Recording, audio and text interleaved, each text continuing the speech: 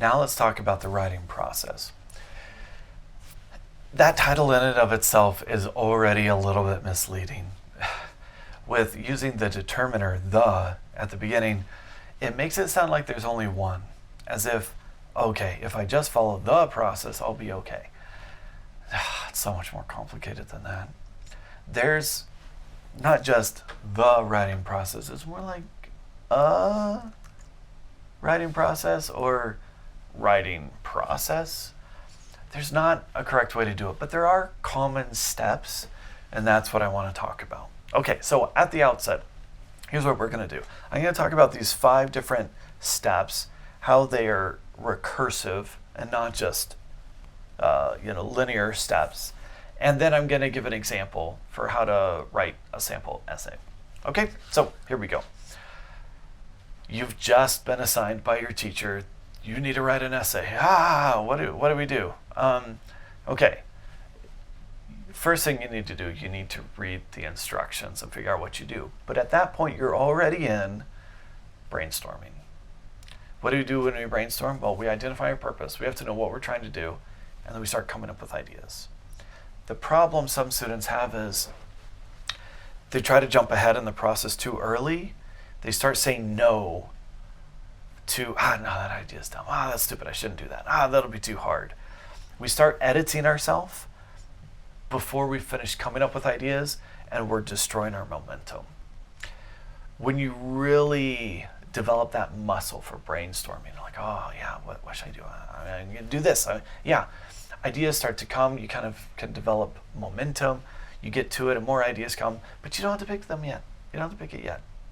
So if you're brainstorming, just let the ideas flow. Okay, outlining, next step in the process, you're going to narrow down your ideas and put them in order. This is a very different process than brainstorming. We tend to want to do all these at the same time. It's like, okay, here's my idea. Yep, that's the idea, and this is what I'm going to do. Processes don't all happen at once. Imagine, here's another bad sports analogy. Can you have the second quarter of a basketball game before the first quarter? Think about it. The answer is no, you can't. Can you have the fourth quarter the same time as the first quarter? No, you can't. You can't do that. You have to do all of the quarters, and they have to go in order. That's how basketball works. That's its process. But sometimes when we're writing, we're like, great, let's just get to the fourth quarter. Let's just go. And they would have just, boom, I would go straight to writing. But you haven't done the groundwork to get to that writing. And that's problematic. So I'd rather you didn't do that. Be a little more patient. Okay, brainstorm. You're coming up with ideas, identifying your purpose, outlining. You're going to figure out which ideas you're going to use. You're going to put them in order. That's important. And then drafting. Well, you have a plan at this point. You know what your point is. And now it's time to write the ideas. This is usually where students want to jump straight to. This is what they think is the most important thing. And I would argue outlining.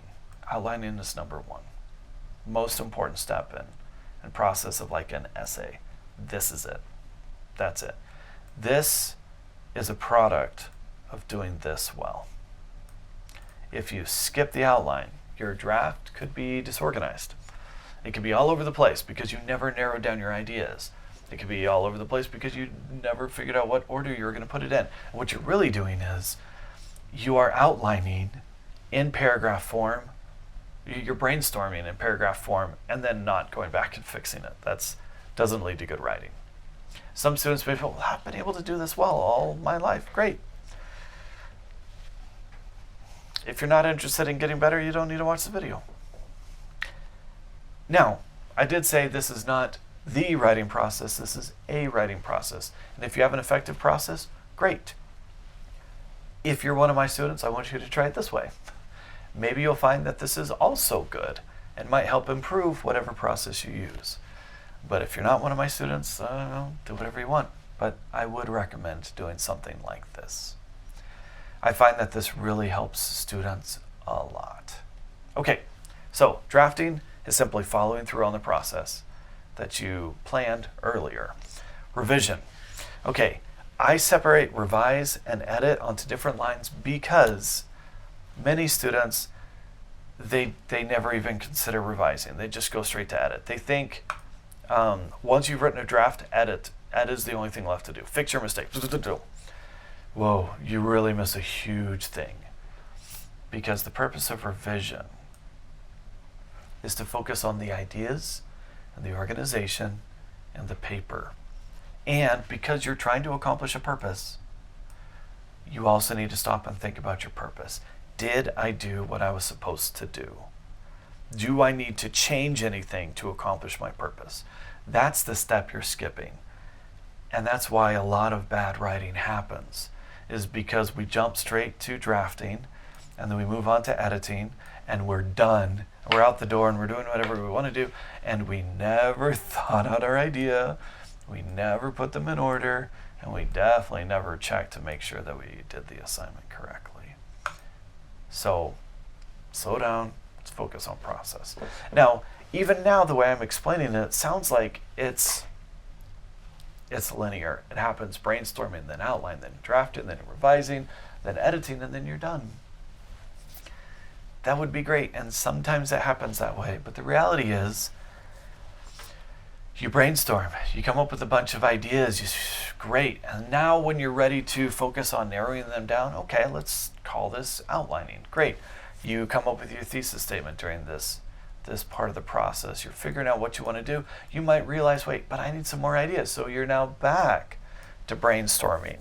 You never got out of outlining before you had to cycle back again. Okay, maybe you do this a few times, and it's like, great, I feel like we're okay. Now I'm on to drafting. Okay, so I'm going to write the paragraph, and I realize I'm out of ideas, and I'm back to brainstorming again because I didn't quite outline all the ideas that I needed to. So now I'm back to the beginning again. Okay, finally I get to that's done. That's good. That's great. Now I'm on to revising. I'm looking at, did I accomplish my purpose? And I realize something is missing. So I'm back to brainstorming again. But where does it go? Now I'm kind of doing a little bit of outlining.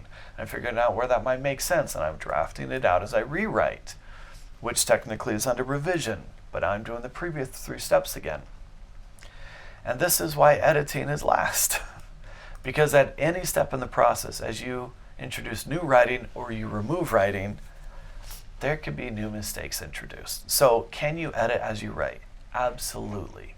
But you definitely want to double check at the end to make sure that there aren't any mistakes left. And we're not just talking about grammar, punctuation, spelling, capitalization. All that's important. You also need to make sure that you have cited correctly, that you are formatted correctly, that you are anything that your teacher asks you to do. All the nitty-gritty details, yes, that's editing. Now, when you finish this, great, turn it in, move on. You did the process. You should be, secure and hopefully confident in what you did.